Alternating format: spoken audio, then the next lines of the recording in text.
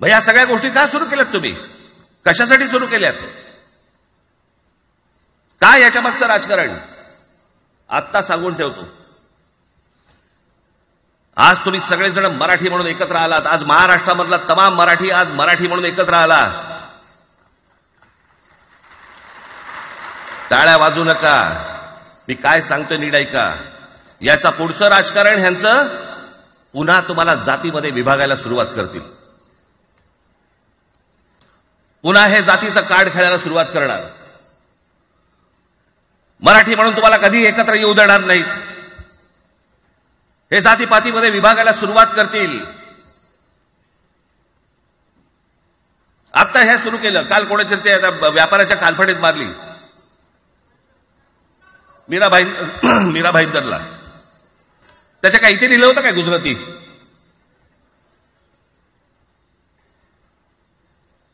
पण एवढंही आपल्याकडे काही जे चॅनलमध्ये, मराठी नाही इतर चॅनलमध्ये, हिंदी आणि याच्यात गुजराती माणसाला मारला. कुठच्या गुजराती माणसाला मारला?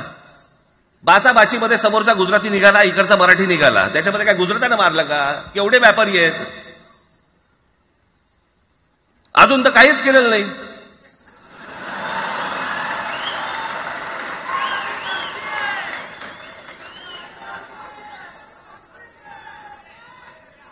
अर्थात त्यांना मराठी आली पाहिजे याच्याबद्दल वाद नाही. विनाकारण उठसूट काही मारामारी करायची गरज नाही आणि मारायची गरज नाही. पण जर जास्ती नाटकं केली तर कानाखाली आवाज काढलाच पाहिजे तुम्ही. पण चूक त्यांची असली पाहिजे.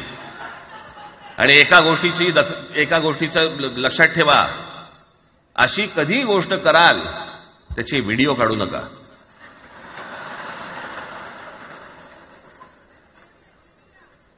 आपल्यामध्येच त्यांना कळलं पाहिजे. कळलं का? मारणारा कधी सांगत नसतो, मार खाणारा सांगत असतो मला मारला म्हणून. त्यांना सांगू देत. पण याचा अर्थ उठसूट कोणालाही उगाच मारायचं काही कारण नाहीये. अनेक लोक आहेत, अनेक गुजराती लोक आहेत, माझ्या अनेक परिचयाचे आहेत. माझे एक मित्र आहेत नयन शहा म्हणून, त्याला मी गुजराठी म्हणतो. तुमचा विश्वास बसणार नाही इतकं अप्रतिम मराठी तर बोलतोच. विनोदाचंही अंग आहे. आणि शिवाजी पार्क मैदानामध्ये फिरताना कानाला हेडफोन लावून पु ल देशपांडे ऐकणारा गुजराती आहे. जर महाराष्ट्रामध्ये मराठी माणूस न्याय मागण्यासाठी आंदोलन करत असेल आणि त्याला जर का तुम्ही गुंड म्हणत असाल तर आम्ही गुंड आहोत.